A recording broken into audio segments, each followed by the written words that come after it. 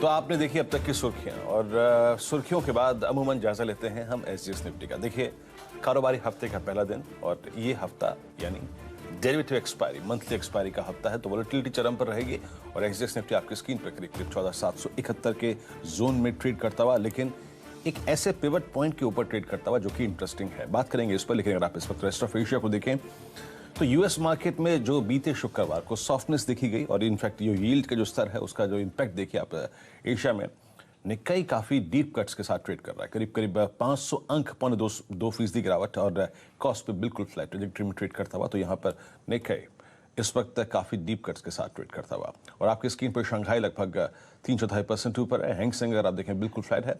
हम मोरलेस हैंगसेंग को ज्यादा चेज करते हैं, याद रखिएगा, और स्ट्रेट टाइम्स लगभग 1.5% ऊपर कारोबार कर रहा है। लेकिन बात करते हैं अब उस पैनल की और उन तमाम मेहमानों की जो आज मुनाफे की तैयारी और पहला सौदा में रहेंगे हमारे साथ और करेंगे मुनाफे की बात। याद रखिए, आज इस डिस्कशन में हमारे साथ होंगे आईएफएल सिक्योरिटीज के श्री संजीव भसीन, उनसे उनके टॉप कन्विक्शन ट्रेड्स के बारे में बात करेंगे। साथ ही साथ हमारे साथ आर्थिक राजधानी मुंबई से होंगे विलवनील के वीरेश जोशी, एलएफएस ब्रोकिंग के राजेश सतपुते हमारे साथ होंगे, मयूरेश जोशी भी होंगे हमारे साथ, और जेएम फाइनेंशियल्स के राहुल शर्मा, प्रकाशगबा.com के प्रकाश गाबा, सेंक्टम वेल्थ मैनेजमेंट के आशीष चतुर्मोता और मोतीलाल ओसवाल फाइनेंशियल सर्विसेज से चंदन तापड़िया होंगे। इंदौर से होंगे हमारे साथ स्वास्थ्य का इन्वेस्टमेंट की कविता जैन और नवाबों के शहर लखनऊ से manasjaiswal.com के मानस जायसवाल। शैल जी, चलिए, तो आपके सामने लगभग 9 लोगों का बहुत ही शानदार टेक्नो फंडा पैनल बिल्कुल तैयार और मुस्तैद है। मार्च के आखिरी हफ्ते में आपको फ्यूचर्स एंड ऑप्शंस में और कैश काउंटर्स में कहां कहां रुझान रखना है, आपको हमारा टेक्निकल पैनल बहुत अच्छी तरीके से मदद करता हुआ दिखेगा। लेकिन फिलहाल मौका है यहाँ ध्यान डालने का कि ग्लोबल मार्केट्स आपको किस तरीके से काम करते हुए दिखे और उनका रुझान भारतीय बाजारों पर कैसा आता हुआ दिखेगा। नीरज जी हमारे साथ जुड़े हुए हैं। नीरज जी, बताइए किस हिसाब से आप ग्लोबल मार्केट्स को देख रहे हैं। मुझे एक जगह हल्की सी संतुष्टि दिखती है और वो है तेल के दामों में। बिल्कुल, तेल के दाम कमज़ोर हुए हैं और उसकी वजह से काफ़ी अच्छा प्रभाव आपको भारत से बाजार में देखने को मिलेगा। अमेरिकी बाज़ारों में बॉन्ड यील्ड का तो एक असर है ही है, लेकिन बहुत जगहों पे, खासतौर पे यूरोप में इस कोविड की जो सेकेंड वेव, थर्ड वेव जिसको लोग बोल रहे हैं, उसका भी एक थोड़ा प्रेशर देखने को मिल रहा है, क्योंकि कच्चे तेल की जो गिरावट है वो इस वजह से भी आई कि डिमांड शायद फिर से एक बार नीचे जाती हुई दिखेगी, तो वो प्रेशर देखने को मिलेगा आपको। तो ये एक बहुत पॉजिटिव खबर यहाँ पे है। दूसरा, वहाँ पे अमेरिका में ये कहा जा रहा है बहुत सारे फंड मैनेजर्स की तरफ से कि एशिया में काफ़ी अच्छी ग्रोथ देखने को मिलेगी। एक बहुत बड़ी कॉन्फ्रेंस चल रही है जिसमें चीन को लेकर के तमाम विचार चल रहे हैं। उसमें ये कहा गया चीन के सेंट्रल बैंक की तरफ से कि हमारे पास अभी और रूम है कि हम और पैसा डाल सकें अपने सिस्टम में। तो ये एक बहुत पॉजिटिव संकेत है। और चलिए, मैं जो सबसे पॉजिटिव देख रहा हूँ, क्रेडिट स्विस का एक सर्वे है जो उन्होंने 200 फंड मैनेजर्स के बीच में किया है और उन फंड मैनेजर्स कहना है कि बहुत सारा पैसा अमेरिका से निकल के एशिया में जाएगा और 2 कंट्रीज़ है, चीन और भारत, जहां पे सबसे ज़्यादा पैसा लगेगा। करीब करीब $900 बिलियन ये फंड मैनेज करने वाले लोग हैं और इनका मानना है कि इन जगहों पे पैसा ज़्यादा जाएगा। तो मुझे लगता है इस पॉजिटिविटी को देखना चाहिए और मार्केट निचले लेवल से इसीलिए बार बार बाउंस करता है क्योंकि अंडरटोन बुलिश है। कभी कभी बीच में जो खबरें आती है उसके वजह से मार्केट थोड़ा नीचे जाता है, लेकिन उसकी वजह से हमें लगता है कोई दिक्कत आएगी नहीं। और क्रूड देखिए 65 जाए 70 जाए उससे फर्क नहीं पड़ता, क्रूड इस समय डिमांड पे ट्रेड कर रहा है।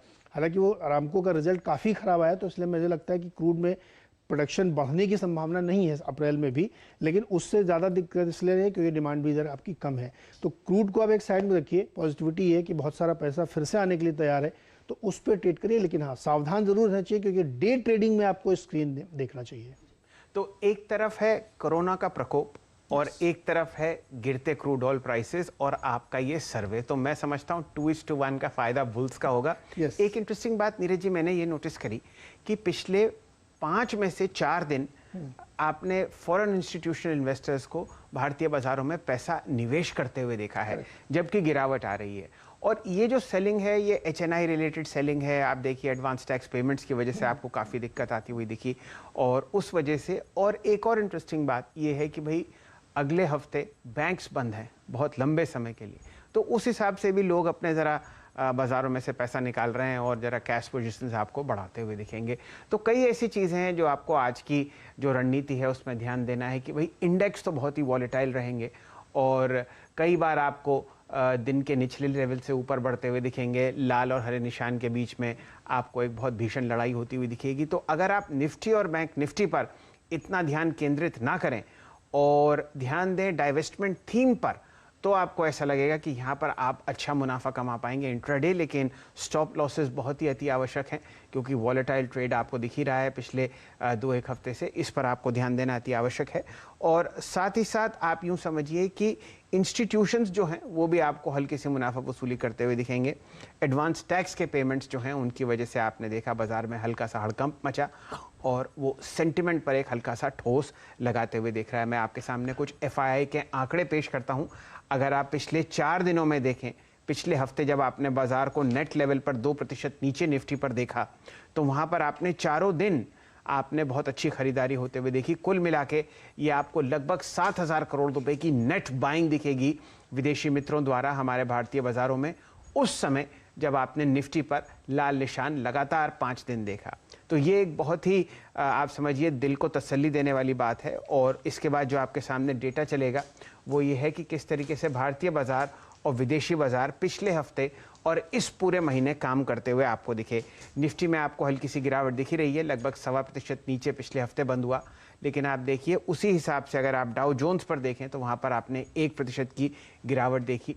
ये काफ़ी सारे आंकड़े आपको दिख रहे हैं हमारे भारतीय बाजारों के, लेकिन अगर आप इनको अगली शीट पर दिखेंगे तो आपको Dow Jones, S&P, small cap 200 के जो वैल्यूज़ हैं वो दिखेंगे। तो नेट लेवल पर अगर आप महीने में देखें तो आप देखिए विदेशी बाजार हमसे काफ़ी आगे बढ़े हुए हैं और ये आपको कैचअप रैली आती हुई दिखेगी, चाहे वो अगले हफ्ते नए फाइनेंशियल ईयर में शुरू हो या इस हफ्ते जब अप्रैल की एक्सपायरी आपको शुरू होती हुई दिखेगी।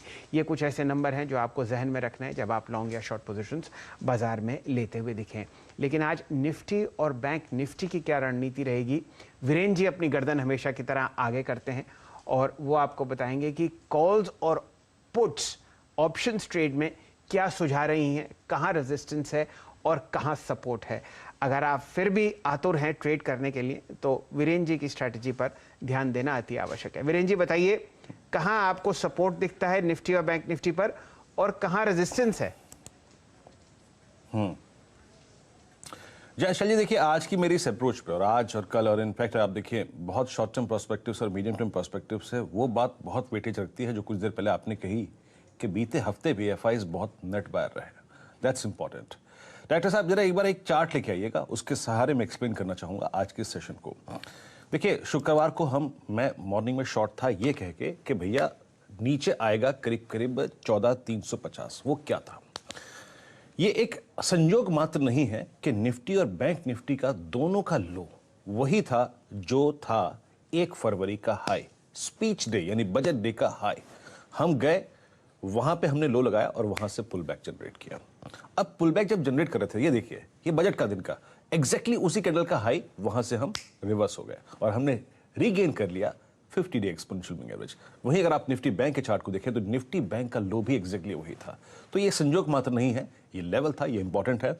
दूसरी बात उसमें ऐड कर दीजिए शैल जी वाली कि FIIs ने इस रेंज में इंटरेस्ट दिखाया है, वो नेट बायर रहे हैं इस वॉलेटिलिटी में और इस पैनिक लो में। याद रखिएगा शुक्रवार का ये लो मीडियम, शॉर्ट और थोड़ा सा और बड़े प्रोस्पेक्टिव से बहुत बड़ा लो है। अब आते हैं शैल जी FIIs की कैश फिगर पे। 1400 करोड़ रुपए की